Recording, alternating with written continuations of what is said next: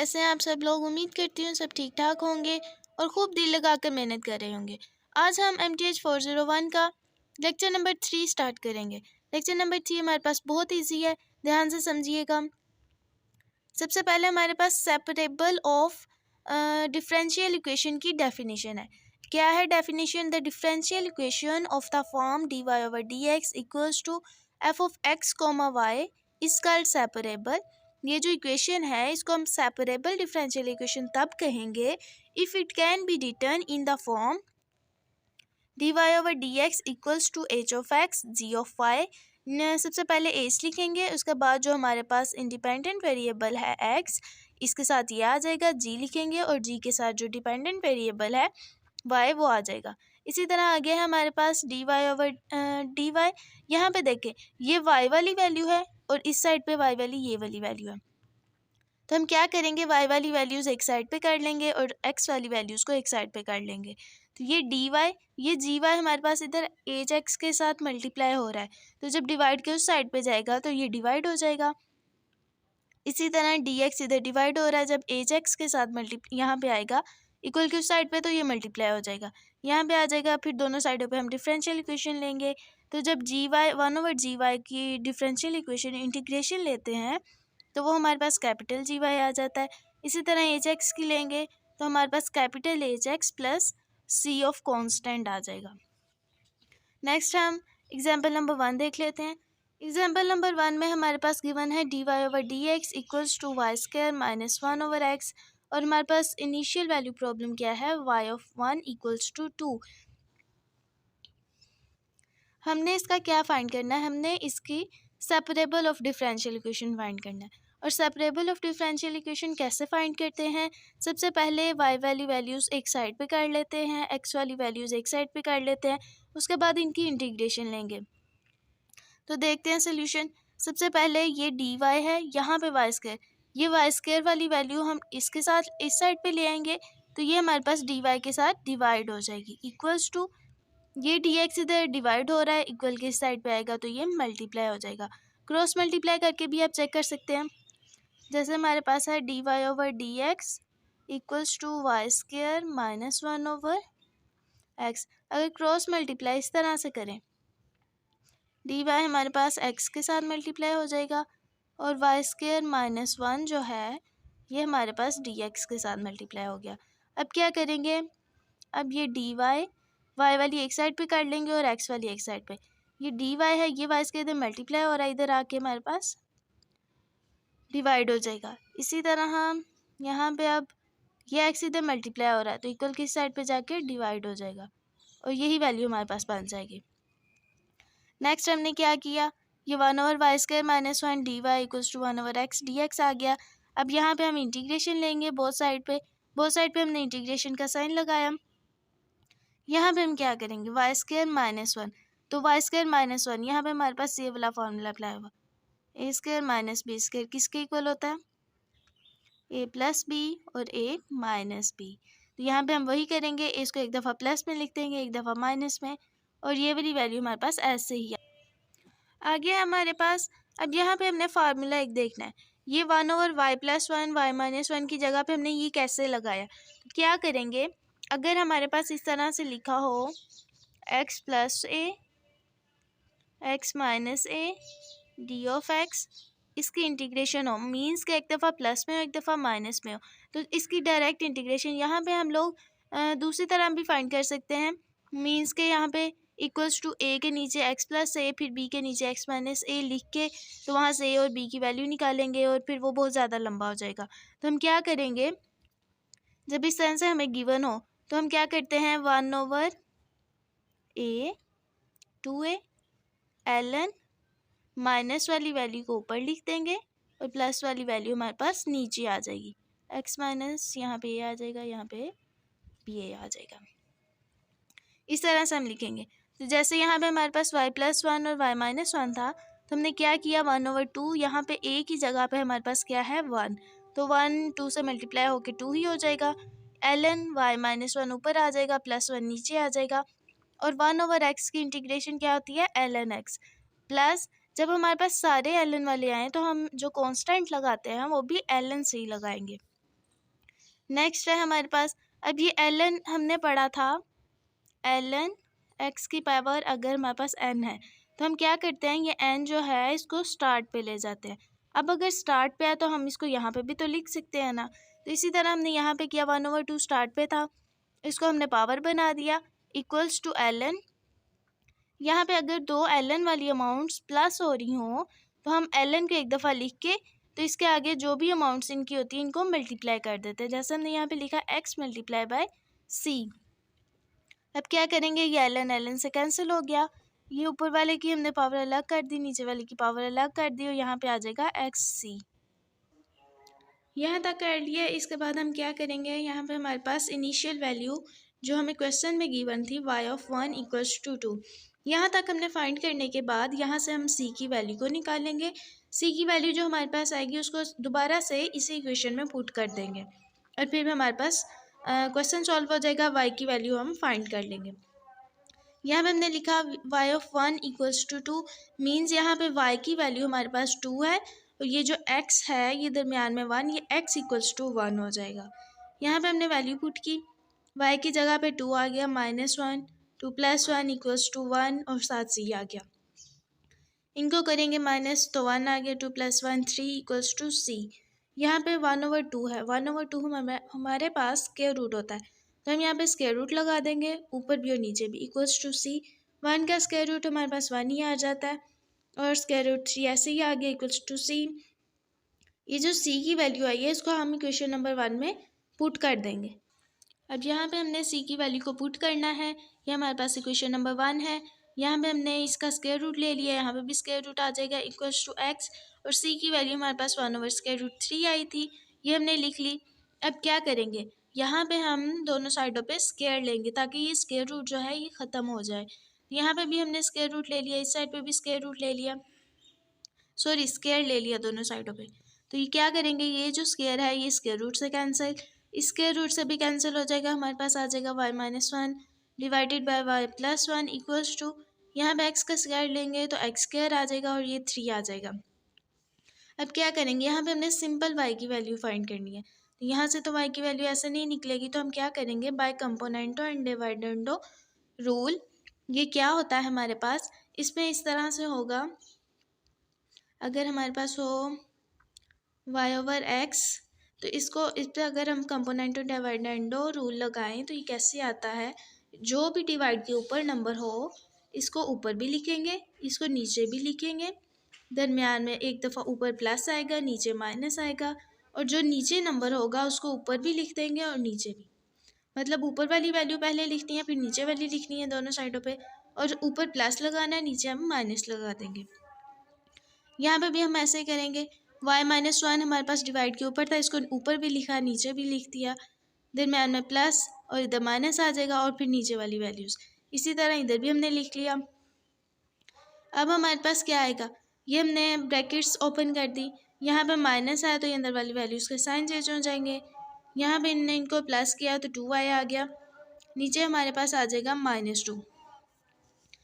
इस साइड पे हमारे पास ऐसे ही वैल्यू आ गई, ये 2 से कैंसिल -5 आ जाएगा, ये y है माइनस को इस साइड पे ले आएंगे तो हम क्या करेंगे, y ये जो माइनस है ये हमारे पास ऊपर भी मल्टीप्लाई हो सकता है नीचे भी हो सकता है, तो हम क्या करेंगे इसको नीचे मल्टीप्लाई कर देंगे। 3 हमारे पास माइनस का था ये प्लस का हो जाएगा और ये हमारे पास एक्स स्क्वायर माइनस का था तो ये एक्स स्क्वायर हमारे पास प्लस का हो जाएगा। लास्ट पे हमने इस क्वेश्चन का कांस्टेंट सोल्यूशन भी फाइंड करना है, तो कांस्टेंट सोल्यूशन कैसे फाइंड करेंगे, हमारे पास क्वेश्चन था dy/dx equals to y² - 1/x। तो कांस्टेंट सोल्यूशन कैसे फाइंड करते हैं, जो हमारे पास y वाली वैल्यू होती है उसको हम रखते हैं 0 के इक्वल, तो अब हमारे पास y वाली कौन सी आ रही है, y² - 1, ये तो x है डिवाइड के नीचे तो x को नहीं लेंगे, सिर्फ y² - 1 लेंगे, इसको 0 के इक्वल रखेंगे तो यहाँ पे y² इक्वल्स टू 1 आ जाएगा, दोनों साइडों पे स्क्वायर रूट लेंगे तो हमारे पास आ जाएगा y equals two plus minus. तो ये इसका हमारे पास कांस्टेंट सोल्यूशन हमने फाइंड कर लिया। अब हम आगे एग्जाम्पल नंबर 2 को देख लेते हैं। एग्जाम्पल नंबर 2 है हमारे पास dy/dt इक्वल्स टू 1 + 1/y²। इसका सोल्यूशन कैसे करेंगे, सिंपली पहले हम वेरिएबल्स को सेपरेट करेंगे उसके बाद इंटीग्रेशन लेंगे। यहाँ पे आ जाएगा d Y over D T equals to, यहाँ पे हम क्या करेंगे, इनका एलसीएम ले लेंगे। इस वन के नीचे हमारे पास क्या है, 1, तो इसका एलसीएम लेंगे तो क्या आएगा, नीचे वाई स्क्वायर आ जाएगा, वाई स्क्वायर प्लस 1 आ गया। इसके बाद हम क्या करेंगे, ये जो हमारे पास वाई स्क्वायर है ये डी वाई से मल्टीप्लाई कर दिया, डी टी को हमने वाई स्क्वायर प्लस 1 के साथ मल्टीप्लाई कर दिया। नेक्स्ट हम क्या करेंगे, अब ये वाली जो डी टी के साथ मल्टीप्लाई हो रही है तो ये भी वाई वाली वैल्यू, तो हम इक्वल के उस साइड पे जाके इसको भी डिवाइड कर देंगे। यहाँ पे आ जाएगा equals to D T. Next हम क्या करेंगे, दोनों साइडों पे इंटीग्रेशन लेंगे। इंटीग्रेशन लेने के बाद अब यहाँ पे देखें, यहाँ पे इंटीग्रेशन अगर हम पावर रूल लगाने की कोशिश करें तो पावर रूल नहीं लगेगा। यहाँ पे हम क्या करेंगे, जो नीचे वैल्यू है उसी वैल्यू को ऊपर बनाने की कोशिश करेंगे। यहाँ पे हमारे पास है वाई स्क्वायर प्लस 1, तो ऊपर भी हम प्लस 1 भी कर देंगे, माइनस 1 भी कर देंगे, क्योंकि प्लस माइनस से ये तो कटिंग हो ही जानी है, तो हम ये लगाएंगे equals to integration D T आ जाएगी।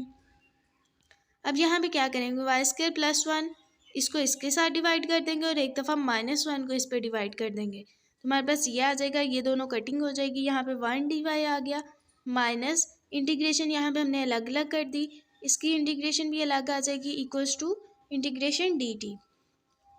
नेक्स्ट है हमारे पास, अब यहाँ पे है 1, तो यहाँ पे इसकी इंटीग्रेशन y के लिहाज से 1 ही होगी। x की इंटीग्रेशन जैसे x के लिहाज से 1 होती है, डेरिवेटिव उसका 1 होता है, तो ये डेरिवेटिव के उलट है, इंटीग्रेशन है। जब भी यहाँ पे 1 आए और अगर यहाँ पे हमारे पास हो dx, तो यहाँ पे हम x लिख देंगे। अब हमारे पास dy है तो यहाँ पे हम y लिख देंगे, इक्वल्स टू माइनस आ जाएगा। अब ये हमारे पास कौन सा फार्मूला है, ये हमने पहले फार्मूला पढ़ा है, अगर इंटीग्रेशन हमारे पास हो 1 over x square plus A D of x, तो इसका ये किसके इक्वल होता है, ये tan इनवर्स x ओवर ए, और दोबारा ये जो x ओवर ए है इसका हम डेरिवेटिव लेते हैं तो हमारे पास 1 ओवर ए आ जाता है। इसी तरह हम यहाँ पे करेंगे, 1 की तो y आ गई माइनस tan इनवर्स y आ गया यहाँ पे, इक्वल्स टू t प्लस सी, क्योंकि ये हमारे पास tan इनवर्स y का फार्मूला बन रहा है ना। जैसे यहाँ पे हमने लिखा कि ये किसके इक्वल होगा, tan इनवर्स x ओवर ए, तो यहाँ पे तो a आ गया, लेकिन इस क्वेश्चन में तो a की जगह हमारे पास 1 है, तो अगर x के नीचे 1 लिखो और दोबारा यहाँ पे 1 ओवर 1, तो वो तो 1 ही हो जाएगा, इसलिए हमने यहाँ पे लिखा tan inverse y equals to t। जैसे यहाँ पे अब 1 है और यहाँ पे t है, तो इसकी इंटीग्रेशन क्या होगी, t, और साथ हमने प्लस सी कांस्टेंट लगा दिया। इसी तरह आगे हम इसका कांस्टेंट सोल्यूशन फाइंड करते हैं।